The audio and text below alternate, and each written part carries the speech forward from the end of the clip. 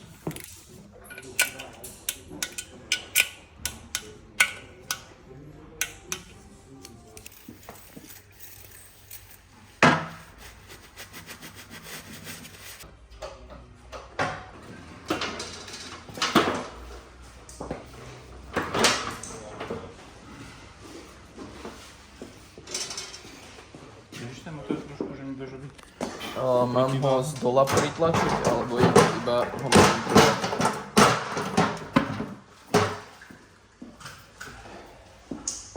Ešte budem ho podopierať? Ťažká otázka.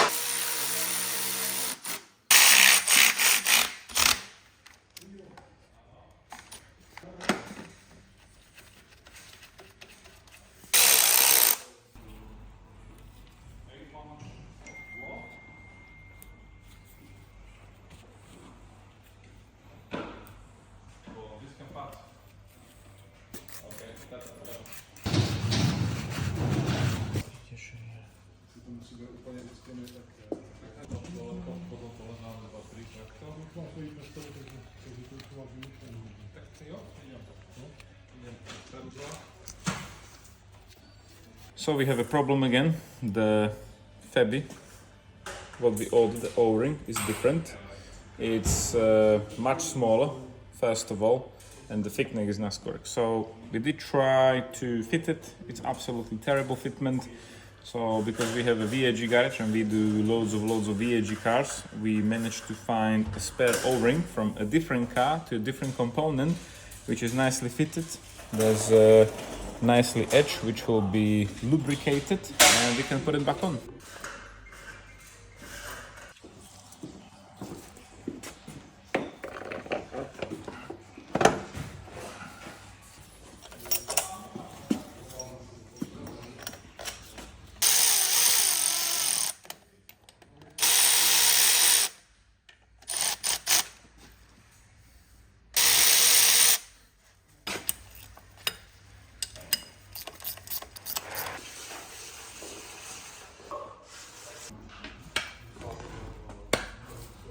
Correct.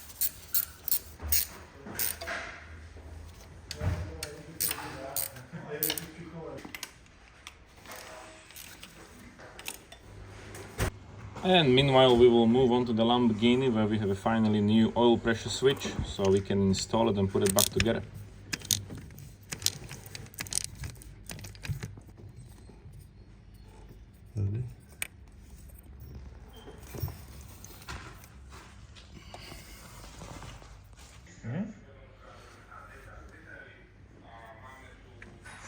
Ej, tam nie. Ne. Tam 40.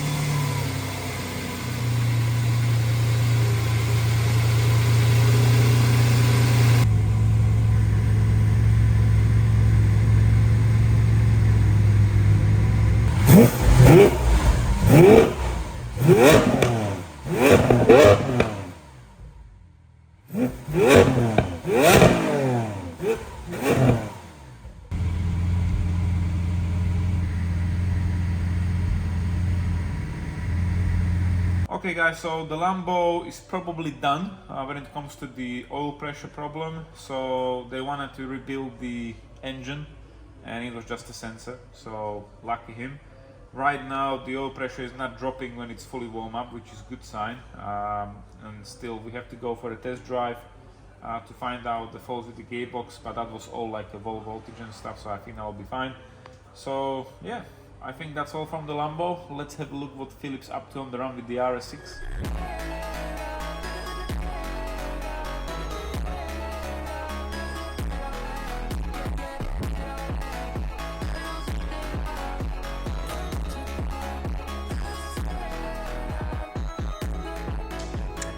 And here we have the RS6 engine out from an RS6, and this engine was actually brought to us with the car to do a timing change. And as usual, like we tell everyone, it's not only the timing change what we'll be doing, because these engines are getting old. This is probably 2014 and the car is over 10 years of age. So as usual, we have some coolant leaks in the front coming from this flange and the pipe and the hose.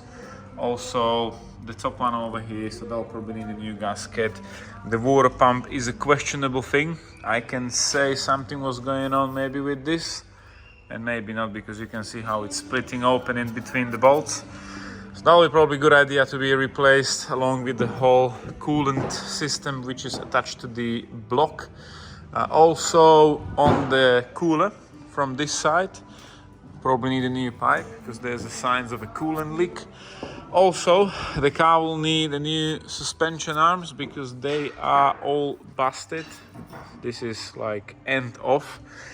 And yeah, Mr. Philip here, the V8 and V6 specialist, will continue stripping it down. So we're getting to the timing chains right now and whatever else we will find. So we done a compression test before the engine was removed. This one only rattles, I believe. There were no fault codes yet, so we will see what's the condition of the tensioners and the chains.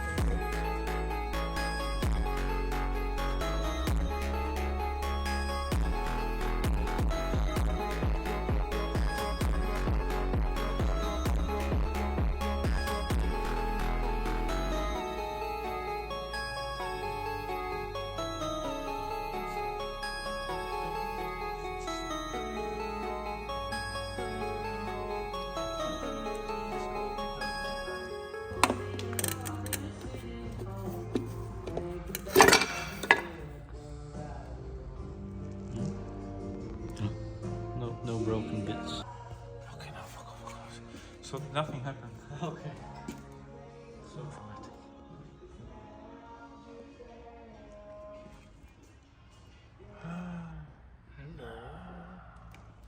Another surprise. Right guys, so the RS6 is stripped down to a very sad condition, like always when you're doing a timing chain replacement.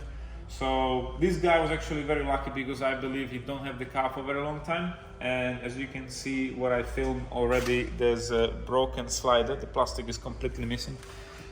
The engine wasn't rattling, there were no fault codes, the timing didn't jump. Philip put all the timing tools on and it was spot on, so he was very lucky that it didn't actually jump over, didn't do any internal damage on the valves or anything like that.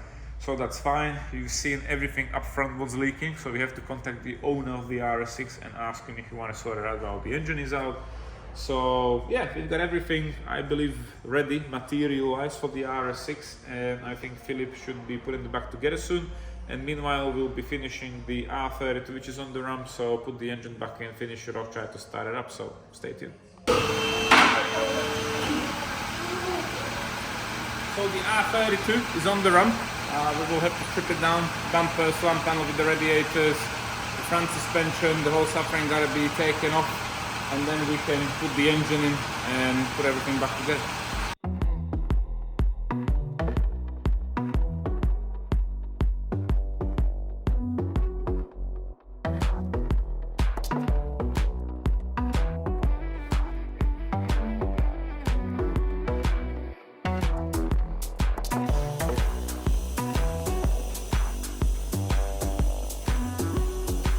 So we have the engine in, unleashed on the two engine mounts and the gearbox mount.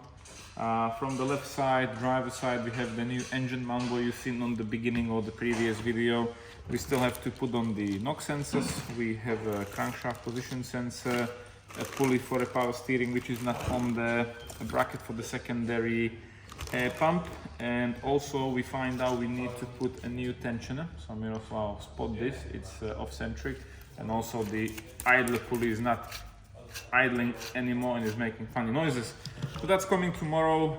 We've got plenty of things to do, so especially the loom. I want to put the loom and all the connectors there that's going around the pipes, intake and everything. So yeah, let's continue. If I could, I would get myself out this mess. Oh, if I could, I would get myself out this madness. If I could, I would get myself out this mess. Oh, if I could, I would get myself out this madness. Okay guys, so the R32 is coming together nicely. We did manage to put everything back together. So we have a new O-ring for the dipstick which goes into the block. We have new washers for this bolt to the power steering. Also on the other side down there, new washers onto the pipe to the power steering rack. We put in a new expansion tank for the coolant because why not? The old one was cooked, cracked, not good. So the exhaust is connected to the exhaust manifold and downpipe. New gaskets on there, new gaskets on the bottom as well.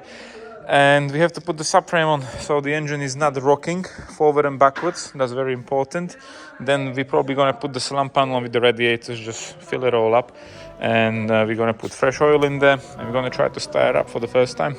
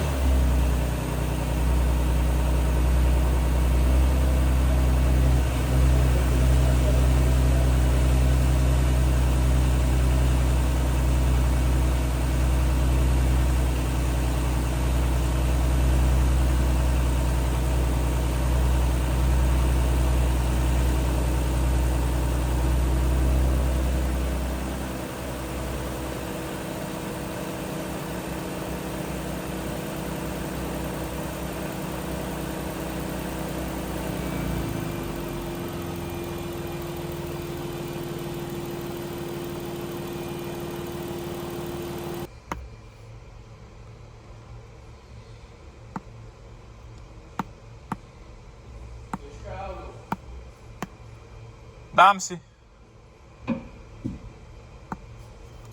Okay, so the R32 engine is running. It's just sticking about, idling. Sounds very nice. We do have a bit of a ticking noise. Right now the evap is not venting anything, so it's off, so there's no noise. But the engine is running really nicely. I am very happy with it. Coolant wise, we did try to clean up everything as much as we can. We still have like few oil drops from the previous problem. Like it was mixing the coolant with oil. So I ordered a coolant flush. That will be all sorted. And I'm not sure if you noticed on the video, we did have the sump of one more time. Reason why, we have the coil packs out and we were cranking the engine to build up the oil pressure like we always do. We have the situation before when we struggled to build up the oil pressure just through the starter motor. It was cranking and just couldn't build up the oil pressure. So before we will start it up and seize the engine, I want to make sure the Allen key which is coming from the gears towards the oil pump was inserted correctly. That was all good. I put the pump into the oil again, so it was primed. We spin it with the driller, it was making pressure, we put it back on, and after like 20 seconds when we put it on the jump pack and we were cranking it, it built up the oil pressure.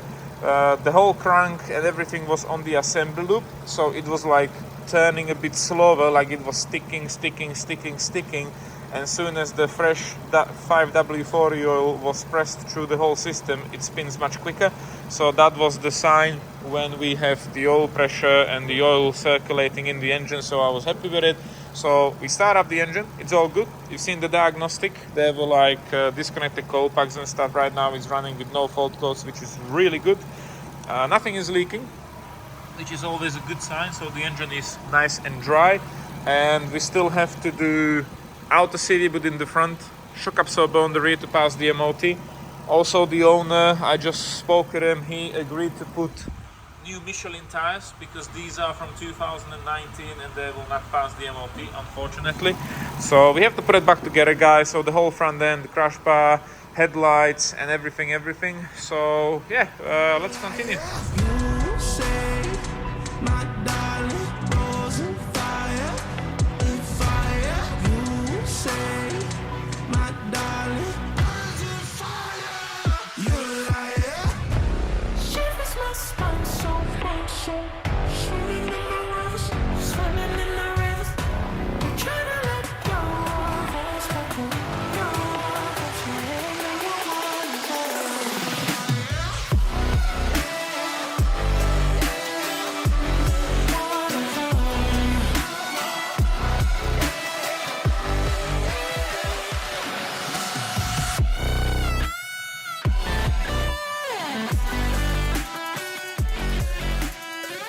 Okay, so we have all the covers on. So the main cover is on there, the front grille is on there, also the air duct cover. This is an air duct cover, so the air should go in over there, around the headlight, into that pipe and into the air filter. Bit funny way. New battery, of course. So I think this is all sorted and we can move from underneath of the car and finish it off.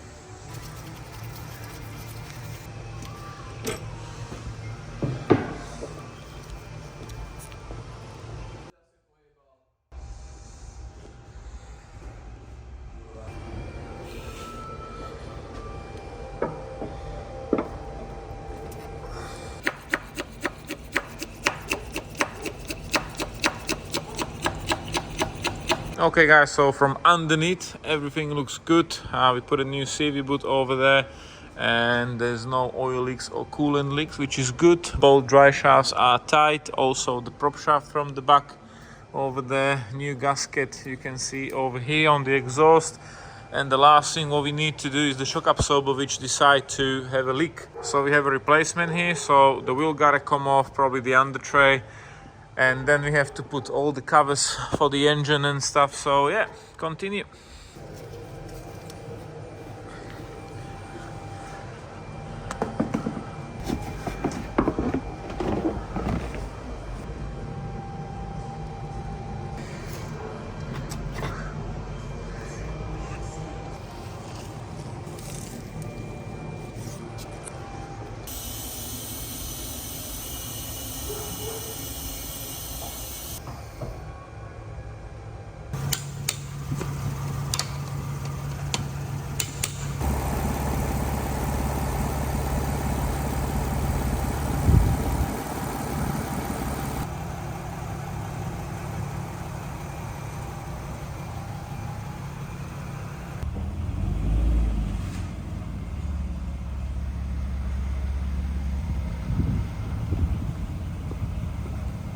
Torque.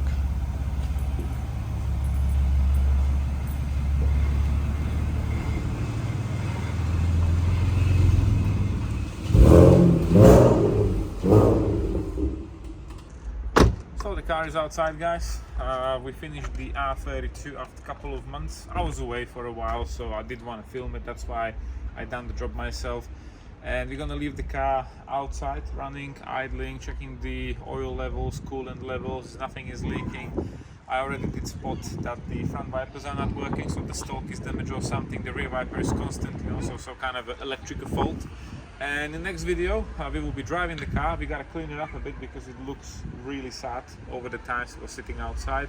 And generally get it ready for the owner. So we gotta order the tires, we gotta do the MOT, and loads of other stuff. So that's all from this video, mixed with other cars. But thank you for watching. Take care for now. See you in the next one.